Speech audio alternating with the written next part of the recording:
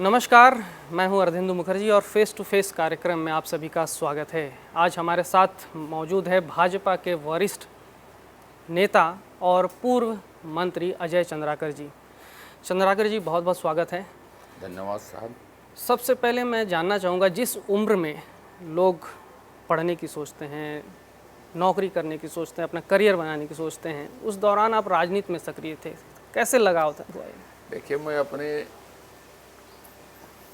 अपने बारे में बातचीत करना कम पसंद करता हूँ, लेकिन सार्वजनिक जीवन के प्रति शुरू से रुचि थी और सार्वजनिक जीवन के बाद राजनीतिक जीवन में पहले संगठन का काम, फिर परिस्थितियाँ ऐसी बनी कि चुनावी राजनीति में आना पड़ा। अब वो सिलसिला चल रहा है, तो जब तक पार्टी चाहेगी वो सिलसिला चलता रहेगा। जो भूमिका दे वो निभाई जाएगी। छात्र राजनीति में काफ़ी सक्रिय रहे हैं आप, तो कहीं ना कोई ऐसा इंस्पिरेशन रहा होगा आपको, कहीं से कुछ मिलता होगा ऐसा इंस्पिरेशन? छात्र राजनीति में अखिल भारतीय विद्यार्थी परिषद के ही कार्यकर्ता थे। कुरुद महाविद्यालय जब बना तो पहला चुनाव जब हम लोग लड़े थे तो अखिल भारतीय विद्यार्थी परिषद के बैनर से ही लड़े थे। ये होगी 40 साल पहले की बात, लगभग 37-38 साल पहले की बात। तो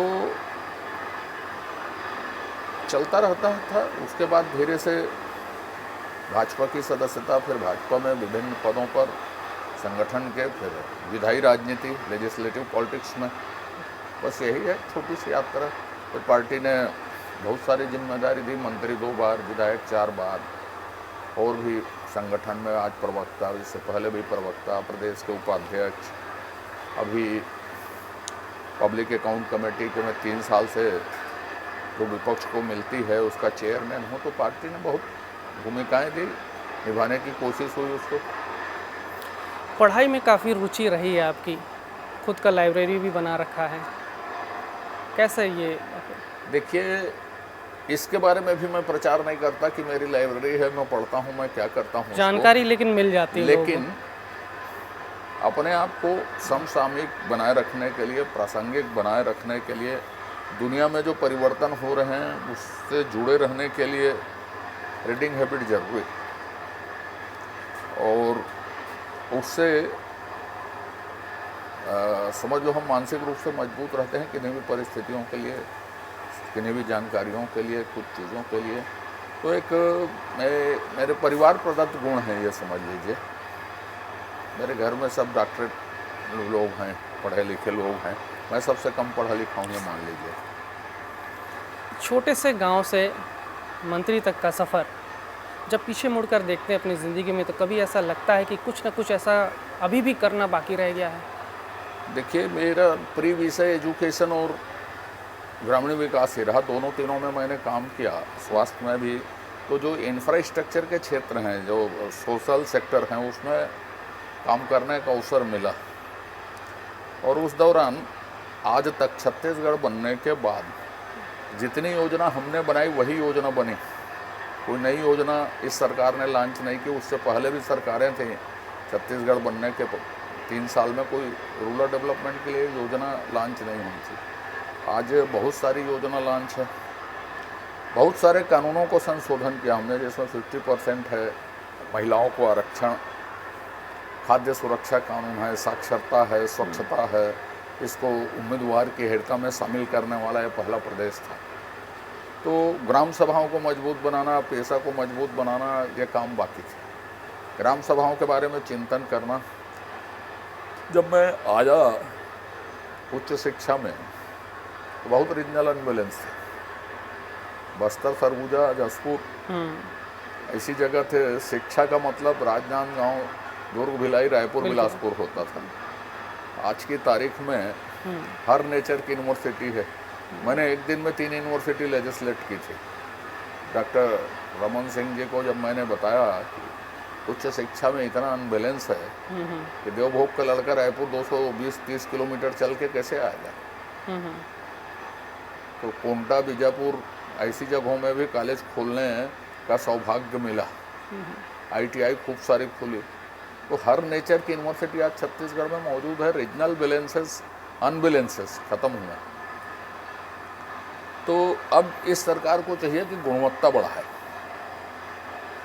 स्कूल शिक्षा में भी वही, जब मैं आया तो सेटअप भी नहीं था, तो सेटअप बनाना ही एक चुनौती थी। बहुत सारी संस्थाओं का उसमें निर्माण किया, व्यापम को बनाया, ओपन स्कूल बनाए, सैनिक स्कूल खोले गए, एकेडमिक स्टाफ कॉलेज खोले गए। तो जिन संस्थाओं की ज़रूरत थी, नेट स्लेट की परीक्षाएं, छत्तीसगढ़ नेट की परीक्षाएं का केंद्र, परीक्षाओं का केंद्र छत्तीसगढ़ बने, बहुत सारी चीज़ें हुई। तो ये अनबैलेंसेस, तकनीकी शिक्षा सभी जिलों में उपलब्ध कराई गई। अभी नए जिले बने हैं उसमें नहीं है, और उस समय जितने जिले थे उसमें तकनीकी शिक्षा भी, कांकेर थे, कोरिया थे, दंतेवाड़ा थे या जांजगीर थे, इन सब नए जिलों में हमने तकनीकी शिक्षा भी 100% सभी जिलों में कर दी थी। जैसा आपने कहा कि ग्रामीण एवं पंचायत विभाग में आपकी विशेष रुचि रहती है और इसने काम भी किए हैं। तो जोगी जी का शासन ले लें, आपके 15 साल ले लें, या अभी का सरकार ले लें, हालत बहुत सुधरते नहीं दिखती है प्रदेश की। देखिए कि जब तक डिवोल्यूशन जिसको बोलते हैं, अधिकारों का सुपुर्दगीकरण पंचायतों को नहीं होगा। आज होता यह है कि सारी सेवाएं पंचायतों को दे दी जाती है, लेकिन पंचायतों को स्टाफ भी नहीं दिया गया।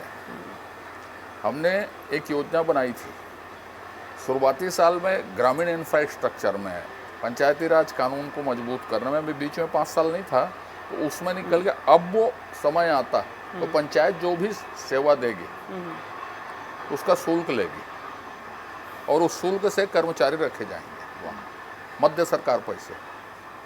तो आज वो डिवोल्यूशन जब तक नहीं होगा, सुपुर्दगीकरण नहीं होगा अधिकारों का, फंड फंक्शन फंक्शनरी का, तब तक पंचायती राज एक व्यापक भूमिका के लिए तैयार नहीं हो पाएगी।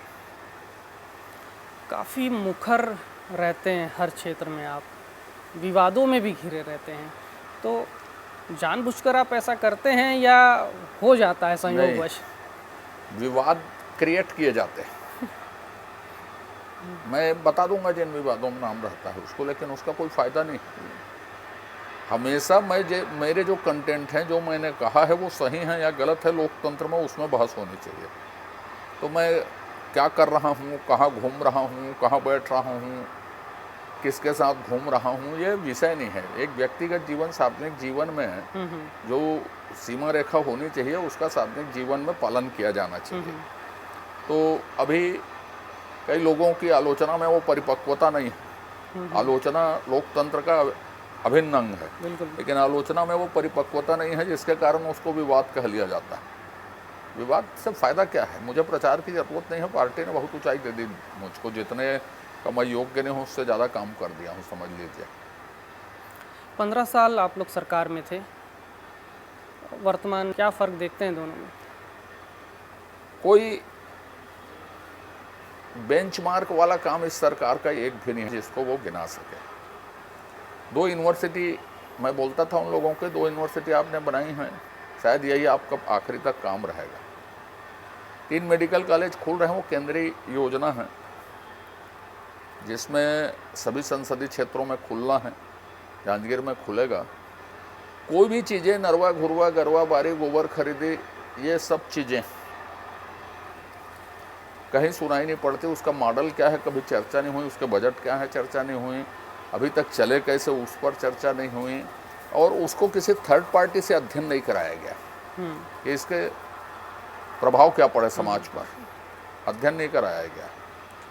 उसके बाद धान खरीदी, जब बीजेपी थी तो मार्च तक हर हाल में कस्टम मिलिंग हो जाती थी जितनी ज़रूरत थी। 2 साल इस सरकार को हो गए। पहले साल 19-20 का धान 3,500 क्विंटल के आसपास, अब कम हो गया होगा, सड़ गए, ज़बरदस्ती दे रहे हैं।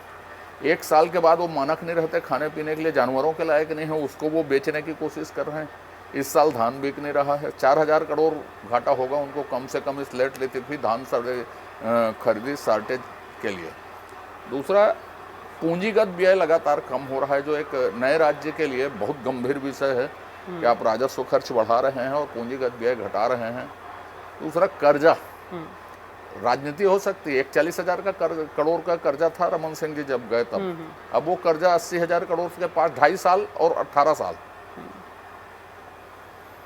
ये देख लीजिए कोरोना में क्या नया कदम उठाया, क्या घोषणा की उन्होंने, क्या ऐसा काम किया जिसका उल्लेख किया जा सके। ये ब्लैक फंगस आया, कोई दवाई नहीं। असली चीज़ें हो रही हैं वो है एक्सटॉर्शन। हर चीज़ें एक उद्योग का शक्ल ले चुके हैं। रेती एक माफिया उद्योग के शक्ल है, अवैध शिकार हो रहे हैं तो वो माफिया है, वसूली हो रही है माफिया है, उद्योग तबादला एक उद्योग बन गया है। तो छत्तीसगढ़ का हर स्तर का आदमी एक्सटॉर्शन से परेशान है।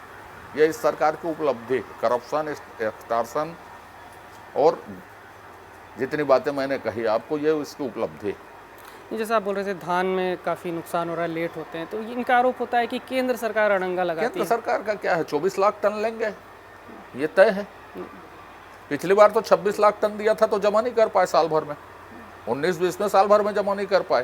ये किस मुंह से केंद्र के ऊपर आरोप लगाएंगे? अपना परफॉर्मेंस देखें कि जो उनको कूटना है वो कूट के अपने खजाने में जमा कर लिया क्या? नान को पूरा चावल कितने दिन में दिए, ये अपना पहले बैलेंस देख लेना। तो उसमें भी अवसर देखते हैं, असल बात इसलिए लेट होता है। तो छत्तीसगढ़ कुल मिला के बर्बादी की ओर बढ़ रहा है और कुछ नहीं। तो जल जीवन मिशन को देखिए आप, यही कैबिनेट टेंडर करती है, यही कैबिनेट टेंडर के शर्तों को निरस्त करती है, यही स्वीकृत करती है।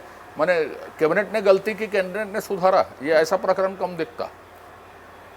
प्रधानमंत्री आवास पूरी तरह खत्म, शहरी क्षेत्र में आवास, ग्रामीण आवास जो है वो खत्म।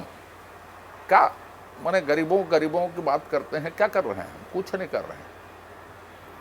गोबर खरीदना एक बहुत महत्वपूर्ण योजना थी, उनसे बोले कि इनकी आय का स्रोत बढ़ गया है, ये बाइक खरीद ले रहे हैं, कार खरीद ले रहे हैं।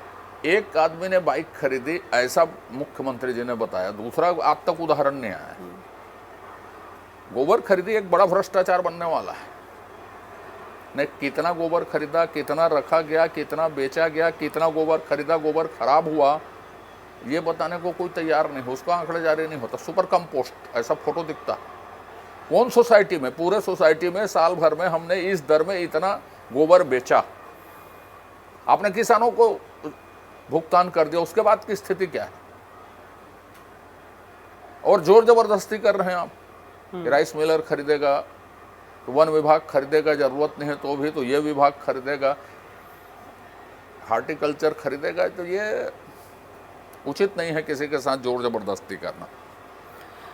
जब 15 साल आप लोगों ने राज किया, उसके बाद चुनाव में सिमट गई बीजेपी बिल्कुल। अब आने वाले चुनाव में कैसी तैयारी होगी, क्या उन भूलों को कैसे सुधार की जाएगी? देखिए, मैं तो स्पष्ट तौर पर मानता हूँ कांग्रेस जीती नहीं है, हम हार गए 15 साल में। कांग्रेस भ्रम में है कि मैं जीता हूँ करके, जीती नहीं है, हम हार गए हैं। एक, छत्तीसगढ़ में चौथी बार सरकार भाजपा की बने, जिस दिन से रिजल्ट आया उसके दूसरे दिन से भाजपा उसके लिए तैयारी कर रही है। देखो, कांग्रेस का आत्मविश्वास उसी से दिखता है कि शहरी जो चुनाव है उसको उन्होंने इनडायरेक्ट कर दिया, पार्षद लोग मेयर चुनेंगे, डायरेक्ट चुनाव को। उपचुनाव अमूमन सरकार के पक्ष में जाते हैं, मान लेते हैं। तो पहले दिन से, जिस दिन से रिजल्ट आया है उस दिन से भाजपा तैयार है। ये 15 साल सिर्फ विकास की बात हुई है आप लोग के शासन में, लेकिन क्या जनता ने विकास को नकार दिया? 3 बार लगातार मैंडेट मिलना बहुत होता है साहब। बहुत अच्छा काम करें तो भी ऐसा लगता है कभी इसको देख लें करके। और लगातार 3 बार मैंडेट कांग्रेस को नहीं मिला है कभी मध्य प्रदेश में। हर 8-10 साल में वो इधर उधर हो गई थी। 56 में बना, 67 में संविधान शासन आ गई, 77 में जनता पार्टी आ गई, फिर 90 में आ गए हम, फिर 2003 में आ गए। तो उसको मैंडेट नहीं मिला है उतना 15 साल लगातार का। चलिए, ये थे हम पूर्व मंत्री अजय चंद्राकर जी। आगे भी चर्चा करते रहेंगे। फिलहाल इनका कहना है कि आने वाले चुनाव में ये एकजुट होकर ये लड़ेंगे। गुटिये राजनीति को ये नकार रहे हैं, हालांकि गाहे बगाहे कहीं ना कहीं उभर कर कुछ ना कुछ सामने आ ही जाता है। फिलहाल इस कार्यक्रम को यहीं विराम देते हैं। आगे फिर से एक नए शख्स के साथ मुलाकात होगी और चर्चा करेंगे। तो धन्यवाद।